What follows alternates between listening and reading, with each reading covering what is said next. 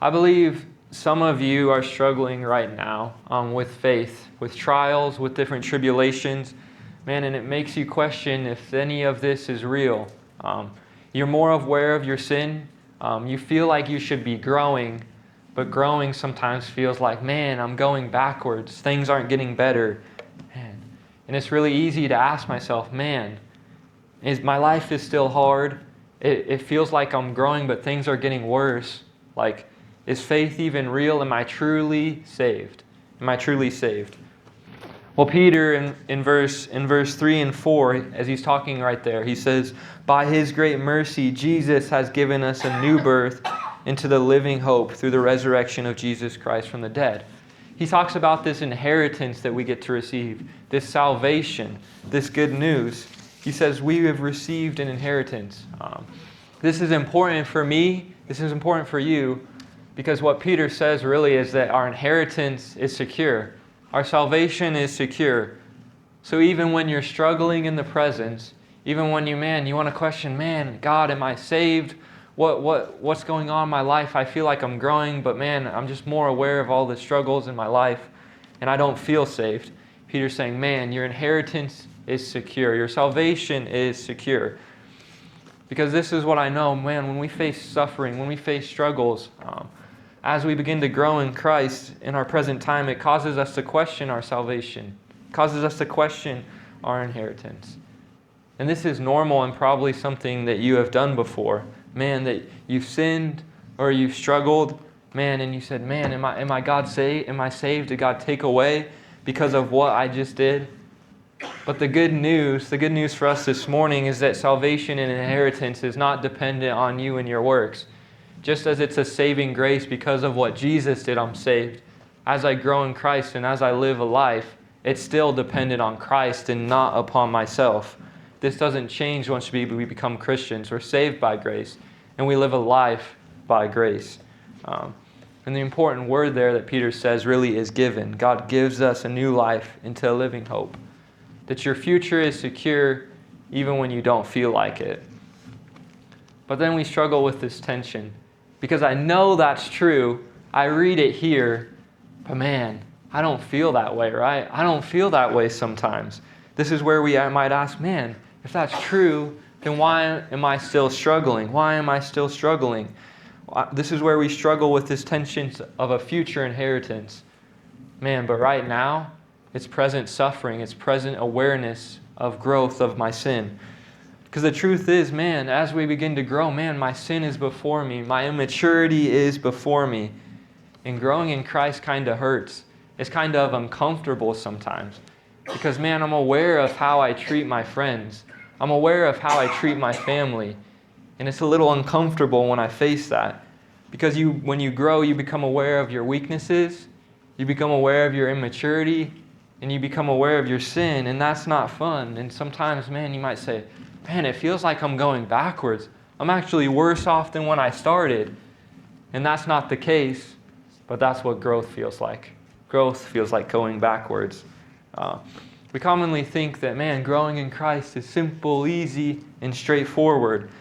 Yes, it is growing in Christ, but man, it hurts sometimes. I see parts of myself, man, that I'm like, wow, I really wasn't very nice there. Oh, I really probably could have handled that better. I could have done better there. And it's also a little uncomfortable because, man, I start realizing my blind spots, my areas where, man, I didn't even notice this about myself. I didn't even see that. Or God begins to poke me and kind of get at me, and I realize, man, I've kind of been settling for less in my life. I believed I was worth less than I am. I treated other people in my life like they're worth less than they are because I was settling. Well, I believe growing in Christ is the best thing you can do. It's the best thing I can do. It's the best thing we can do. But I also believe growing in Christ doesn't feel like we expect it to feel like. Sometimes our inheritance is secure, but our life feels unstable. Well, the truth is you don't suffer randomly. You don't just suffer randomly. The Bible talks about there's actually a suffering that destroys you, and there's a suffering that grows you. For the truth is, growth is guaranteed. You're growing right now. I'm growing right now. We're all always growing. We're all always being formed in a way. We're building habits. We're building routines. And you might think, no, I'm not. But you do. You're always growing. You always have a way of life that you live. A way of life that you live. The real question is, what ways are you growing? How are you growing physically? How are you growing mentally? How are you growing spiritually? How are you growing socially? We're all growing. What ways are you growing? See, for two people, the same thing can happen to them. The same thing. One, it could break, and the other person, it could completely transform. No difference between the circumstance, no difference between the trial. The only difference between the two people is their faith, their attitude towards Christ, their understanding of God. See, I wish I could promise you that it's going to be super easy and comfortable growing. But the fact of the matter is, Jesus told us in this world, man, you're going to face trials. You're going to face sufferings. You're going to face many different things. But in that, God is going to grow you. God is going to grow you. For God is not the author of evil, but He does use suffering for good. He does use suffering for good. And Peter even says, man, when we suffer, rejoice, for it brings good. There is a suffering for good. You can suffer for good. Good can actually come out of suffering. See, for suffering produces perseverance. You can suffer purposely to build character, to grow discipline, to grow in every way. You can suffer for good, for a purpose. The real question is, are you suffering for a purpose? Because we're always growing. We're always changing. Man. And what I believe is we want to think suffering is bad, or we want to think growing pains are bad. But the truth is, our growing pains and our suffering doesn't disqualify you from your inheritance in Christ. It doesn't mean you're not a believer. It just means you're growing, right? You're growing, you're learning, you're growing, you're changing. See, and the truth is, and the good news we have right there that Peter talks about is in the midst of trials, in the midst of growth, when things actually do go bad, or more when we're just suffering from growing out of our comfort, right? Because there are sufferings that are pretty bad, but there's also, man, I'm just suffering because I'm trying to get out of my comfort, trying to get out of my comfort zone. The good news is that we have a living hope, Peter talks about, that our future is actually secure. Others can hope in riches. Others can hope and boast in their strength, boast in their pride, hope in a kingdom or a nation. But we know at the end of the day, it's going to pass. It's going to fade. Riches are going to fade. Kingdoms are going to pass away. The only imperishable hope, the only thing that's going to sustain and stay is Jesus Christ. And that's our hope. And that's good news. So there's a suffering that destroys you, but there's also a suffering that forms you as well. And so really the most important thing Peter says in all of this passage and all that he talks about here is in verse 7. It says, so that the genuineness of your faith, being more precious than gold, though perishable, is tested by fire, may be found to result in praise and glory and honor when Jesus Christ is revealed. The most valuable thing is the genuineness of your faith. The genuineness of your faith. For riches will fade, people will pass, people will come, the world will change, but the only thing that's going to remain when you pass is you, is the person you become, it is your faith, is who you are, the genuineness of your faith. And truthfully, the thing that I'm most worried about for you and for myself as well is that we avoid suffering at the cost of becoming who God's calling us to be. I believe, man, if we're truthfully honest, we're more hungry for comfort. Our life is actually oriented around comfort than growth, right? I believe we've become more hungry for comfort. And so if I asked you if you wanted to grow, you would most likely say yes. We would all say yes, right? I want to grow, you want to grow, we want to grow, right? But I believe our life is actually set up for comfort. You may say you want to grow, but the way that you live your life and that your life is set up proves if you want to grow or not. See, the problem, I believe, is that we avoid suffering at the cost of staying immature in our faith, or we believe suffering is actually bad. And some of you are in a season right now, and you think something is wrong. Life isn't like it used to be. But what if this is exactly where God is growing you, where you're maturing and changing, but it doesn't feel comfortable? See, my hope for us is that we would all be committed to Christ and to growing in Christ, because the best thing for you to do is to grow in Christ. When I was growing up in the summers, I would help my grandparents with their farm and with their garden. They had a really big garden in their front yard that went on for a while. All types of different vegetables. Tomatoes, carrots, onions, peppers, cucumbers, lettuce, cabbage. Had a lot of them. So we'd go by and help with different things, pulling weeds, planting them, taking care of them. But the tomatoes, a tomato plant, it actually needed structure. It needed something to hold it up for it to grow. So we would have to get these cages out, these tomato cages out, and we put this cage around it, around the plant, so that as it grows, it wouldn't just flop on its side and kind of grow along the ground. We'd have to put this cage around it so the tomato plant could rest against it and begin to grow upwards towards the sun. Because without the cage and that structure, it really wouldn't grow. It needed that cage. And in your life, God uses suffering as a structure to grow you.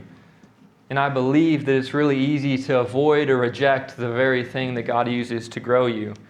Don't waste the suffering in your life. Grow through it. God uses suffering as a structure to actually grow us, Peter says.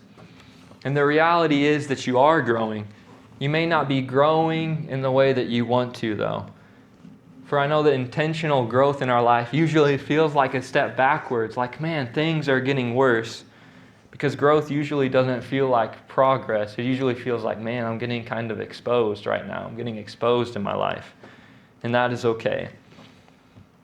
And so Peter, as he begins to end here, he says, your life right now is the result of what you believe. He says, Peter ends in verse 9 saying, you are receiving the outcome of your faith, the salvation of your soul. Your life right now is the result of what you believe. You're receiving the outcome of your faith. Sometimes in our lives we will face and suffer trials. We will face many things. And I believe, man, that it's really easy for us to actually shift. I believe we can easily avoid the things that will grow our faith. As it says, you receive the outcome of your faith. This is also really good for us, but it's also convicting as well, too. Because we can kind of avoid or shift the blame or focus on other things else. This works for good and for bad. For belief is actually very powerful. If you don't believe that God is for you and that God is far from you, to you, God will be far. To you, God will be disappointed with you, not because that's true, but because that's what you believe and you're closed off from God. Peter says we all receive the outcome of our faith. It's the structure of our lives and how we have things set up to be. When I was in college, I got to do pickleball, I got to do other things, but one of the things I got to do is play League of Legends for a video game for esports there and get a scholarship for it. But this game, if you don't know what it's like, kind of, as you play it and stuff, when the game ends, you get to see the stats and the reports of it. And so you can kind of look and see, man, I did better than this person, or I had more damage than this person. And you can really shift the blame. It's really easy to go, man, you did not do your job. Look, I did my job. It's your fault. You're the reason we lost. And it really can become this cycle, man, where you're just blaming everyone else. You're just blaming this thing in your life, blaming this situation, blaming this struggle, blaming this thing. And the truth is, all this time you're deflecting and never looking at yourself and don't realize, man, maybe there's areas where I can grow. Maybe there's areas where I can grow. You are receiving the outcome of your faith. And so life shifts from, man, you need to grow, to truthfully, man, you are growing right now. We're all growing right now. How are we growing? Are you growing in Christ? Are you growing in sin? Are you growing in maturity? For I believe the most important thing about life really is, who are you becoming? What's the kind of person you're becoming into? For life forms you into who you are. And I believe if we're not careful, if we're not intentional, without us even realizing, we kind of are formed into someone we don't want to be, but we kind of drift there. We drift there physically, spiritually, emotionally. It doesn't happen at once, but our life, and we can slowly drift. Man, I've grown in a way that I don't want to. I've grown in a way I don't want to. And it catches us. And I believe it's really easy to get encouraged and think, man, I'm going to work really hard for a day. I'm going to work really hard for a week. And we usually overestimate what we can do in a day, but underestimate what God can do in a year when we're just committed and open to God. For it's easy to grow in the way that's most comfortable, but it's harder to grow in a more intentional way. And the truth is, you are where you are because you've lived your life and grown in that way for a long period of time. So in your life, it looks like consistent belief leads to consistent growth in behavior. For what you feed grows, and what you starve dies. And my hope for us is that, man, we would grow intentionally. You would grow in Christ. So what does this practically look like in your lives? What does this practically look in my lives? What is actually living this out more than just talking about it? The first thing is to stop avoiding discomfort, to challenge you to lean into conviction, to lean in to getting outside of your comfort zone a little bit. The second thing is to build structure. What's the structure of your spiritual life? What does it look like? Sunday morning is one of those, so that's great. You know that you're here on Sunday morning. What does your structure look like? That tomato cage that's going to kind of grow you upwards. And also, man, a thing we can do is to reframe our struggle, reframe our trials, reframe when we're growing instead of, man, why is this happening? But, man, what is God growing in me? What am I learning from this? How is God growing me in this? For your suffering in your present doesn't mean that you don't have an inheritance in Christ. It actually proves that your faith is real and that you're growing. For God uses your suffering to form a genuine faith so you don't avoid the very thing that grows you. You grow through suffering. You go through suffering.